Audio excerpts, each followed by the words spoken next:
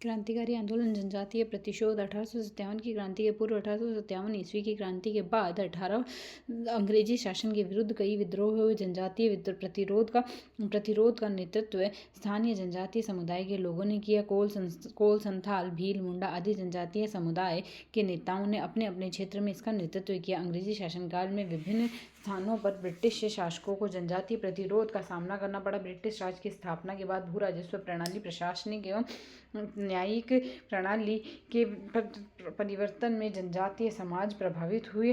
अंग्रेज शासन प्रणाली के अंतर्गत पुलिस व प्रशासनिक अधिकारियों द्वारा जनजातीय क्षेत्र में प्रवेश कर जनजातीय समुदाय का शोषण किया गया व उन पर विभिन्न प्रकार के प्रतिबंध लगाकर अत्याचार किए गए। ब्रिटिश अधिकारियों के साथ ही इससे नई व्यवस्था के अंतर्गत ठेकेदार, व्यापारी, साहूकार आदि अंग्रेजों के बिचौलिए के रूप में कार्य करने लगे। वनों पर अधिकार कर वन संपत्ति की सुरक्षा के लिए विभिन्न प्रकार के नियम बनाकर प्रतिबंध लगाए गए। जनजातीय क्षेत्रों में उत्पादित वस्तुओं पर अनेक प्रकार के कर लगाए गए, उनसे बेगार ली जाने लगी। ईसाई मशीनरियों की घुसपैठ जनजातीय क्षेत्रों के बढ़ने लगी। आक्रोशित जनजातीय लोगों ने अंग्रेजों की सरकार से संघर्ष किया। जब औपनिवेशिक शासन जनजातीय लोगों के प्रतिरोध का दमन बड़ी क्रूरता से करने लगे, तब इसका प्रतिरोध सशस्त्र विद्रोह के रूप में बदल गया। जनजातीय लोगों ने कभी एक दूसरे पर हमला नहीं किया, इन्होंने उन पर हमला नहीं किया, जबकि जिनकी जनजातीय अर्थव्यवस्थाओं में महत्वपूर्ण भूमिका थी और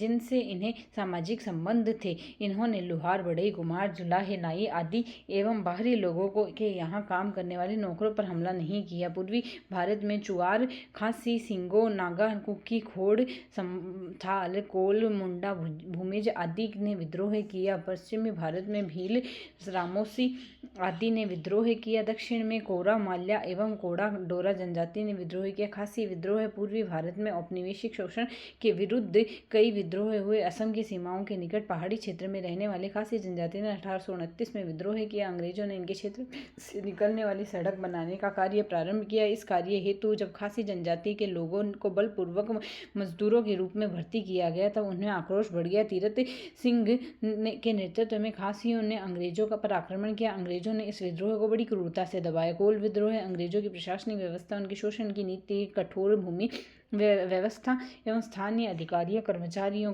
के व्यवहार से कोल असंतुष्ट हुए। 1831 में छोटा नागपुर से प्रारंभ हुआ यह विद्रोह रांची, हजारीबाग, पलामू, मानूभूमि आदि में फैल गया। भूमिज विद्रोह भूमिज जनजाति ने 1832 में वीरभूमि एवं जंगल महाल में गंगा नारायण के नेतृत्व में विरोध किया। खोड़ विद्रोह उड़ीसा की सीमा के निकट रहने वाली खोड़ जनजाति ने 1846 में चंद बिसाई के नेतृत्व में अंग्रेजों के विरुद्ध विद्रोह किया। संथाल विद्रोह अंग्रेजी शासन के विरुद्ध 1850 ईस्वी के बाद होने वाले विद्रोह में संथाल जनजाति का विद्रोह सबसे तीव्र एवं महत्वपूर्ण था। भागलपुर से राजमहल तक का क्षेत्र संथाल बाहुल्य क्षेत्र था। संथालों का विद्रोह है भूमि मुख्य रूप से वीरभूम, बांकुरा, सिंहभूम, हजारीबाग, भागलपुर व मुंगेर तक फैला था। इस विद्रोह का प्रमुख कारण अंग्रेजी उपनिवेशवादी शोषण की नीति थी। भूमि कर अधिक वसूला जाना, अंग्रेजी अदालतों से उचित न्याय न मिलना, पुलिस के अत्याचार एवं भ्रष्टाचार, महाजनों द्वारा शोषण किया जाना, उधार की समस्या आदि कारणों से संथालों में विद्रोह की भावना आई। 30 जून 1855 को भगनी डीह में हजारों संथाल जनजाति लोग एकत्रित हुए। इन्होंने विदेशियों का राज्य समाप्त कर न्याय व धर्म का पर आधार पर स्थापित करने का निश्चय किया। संथालों के प्रमुख नेता सिंधु व कान्हू थे। इन्होंने अंग्रेज कंपनी के शासन का अंत करने की घोषणा करते हुए स्वयं को स्वतंत्र घोषित कर दिया। इन्होंने कहा कि स्वयं ईश्वर ने इन्हें इस कार्य के लिए चुना है और स्वर्ग से इन्हें संदेश प्राप्त हुआ है। प्रत्येक गांव में सिंधु व कान्हू की ओर से एक पत्तल धूप में सुखाए गए चावल, तेल व हल्दी भेजी गई और यह कहा गया कि इनका प्रयोग केवल संथालों की आत्मशक्ति बढ़ेगी और उन्हें संघर्ष की प्रेरणा मिलेगी। इन्होंने उपनिवेशवाद सत्ता के प्रतीक, पुलिस स्टेशन एवं अन्य भवनों के पर हमले किए, धनी व्यक्तियों को लूटा। इस विद्रोह को दबाने के लिए अंग्रेजी प्रशासन की सहायता के लिए सेना बुलाई गई। 1855 में सिंधु पकड़ा गया और उसे मार दिया गया। फरवरी 1856 में कान्हू पकड़ा गया। इस प्रकार 1856 में संथालों का विद्रोह समाप्त हुआ। मुंडा विद्रोह मुंडा जनजाति का प्रमुख विद्रोह 1899 से 1900 ईस्वी में बीच बिरसा मुंडा के नेतृत्व में हुआ। यह विद्रोह रांची के दक्षिण के क्षेत्र में हुआ। मुंडा जनजाति बिरसा मुंडा को भगवान मानने लगी। बिरसा मुंडा ने ब्रिटिश अधिकारी, ईसाइयों, पादरियों और ठेकेदारों जागीरदारों के विरुद्ध मुंडाओं के सशस्त्र विद्रोह के लिए उकसाया था। इन्हें मार डालने के लिए कहा। मुंडाओं ने गिरजाघर एवं पुलिस वालों पर हमले किए। जून 1900 में जेल में बिरसा मुंडा की मृत्यु हो गई। रामोसी विद्रोह पश्चिम के जनजातीय विद्रोह को 1822 ईस्वी में सतारा के आसपास के क्षेत्र में रामोसी विद्रोह चित्तर सिंह के नेतृत्व में हुआ। रामोसी अंग्रेजी शासन प्रणाली से आक्रोशित थे।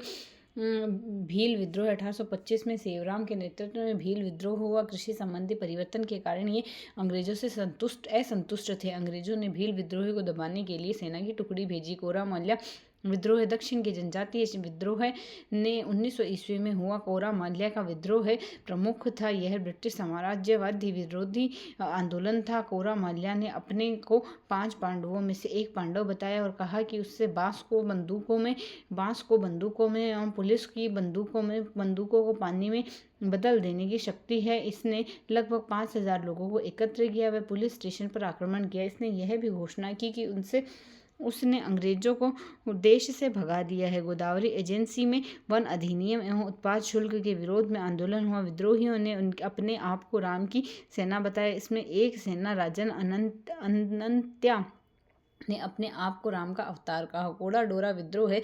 ब्रिटिश सरकार ने अत्याचार, मुट्ठाधारों, प्रधान के शोषण, बेगार आदि के पीड़ित कोड़ा डारो जनजाति ने विद्रोह किया। यह जनजाति विशाखापट्टनम जिले के कृष्ण देवपट्टा पेटा की पहाड़ियों में रहती थी। इसने 1922 में तपस्वी राम राजा के नेतृत्व में सशस्त्र विद्रोह कर दिया। इसके प्रमुख नेता गौतम डोरा, मुल्लू डोरा इन्होंने ब्रिटिश सेनापति स्कॉट व हेईटारसन की हत्या कर दी। राम राजा ने कोकनद कांग्रेस अधिवेशन 1923 ईस्वी में अध्यक्ष को पत्र लिखा। यदि कई हजार बंदूकें उन्हें मिल जाए तो वे उनके साथ ही सारे हिंदुस्तान से ब्रिटिश हुकूमत समाप्त कर सकेंगे और स्वराज्य स्थापित कर सकेंगे। इस जनजाति ने विद्रोह कर उड़ीसा व आंध्र में ब्रिटिश सरकार के समानांतर सरकार बनाने की योजना बनाई। 1924 में ब्रिटिश सरकार ने इस विद्रोह को बड़ी क्रूरता से दबाया। गौतम डोरा मारा गया। अंग्रेजों के बढ़ते अत्याचारों को देखते हुए राम राजा ने आत्मसमर्पण कर दिया, किंतु ब्रिटिश अधिकारियों ने उसे कैद कर गोली मार दी। जहां ब्रिटिश अधिकारी आधुनिक हथियारों को कई स्थानों पर सेना की सहायता से जनजातीय विद्रोह को दबा रहे थे, वहीं दूसरी ओर जनजातीय लोग तीर धनुष, भाले, कुल्हाड़ी आदि से लड़ रहे थे। इस सशस्त्र संघर्ष में अपने आत्मविश्वास के बल पर विभिन्न जनजातियों ने अंग्रेजी औपनिवेशिक साम्राज्य के विरुद्ध अदम्य वीरता दिखाई। अंग्रेजों के बिचौलिए के रूप में कार्य कर रहे व्यापारी साहूकारों पर भी हमले और अधिकांश विद्रोहों को दबा दिया गया, किंतु इस जनजातीय विद्रोह ने यह प्रमाणित कर दिया कि शोषण को स्वीकार नहीं करेंगे। ये विद्रोह भले ही सीमित क्षेत्र में हुए, किंतु इन्होंने अंग्रेजी सत्ता को इनकी समस्याओं की ओर ध्यान देने को मजबूर। सशस्त्र प्रतिरोध के परिणाम स्वरूप कई भूमि संबंधी सुधार किए गए। 1908 में छोटा नागपुर टेनेंसी एक्ट बना।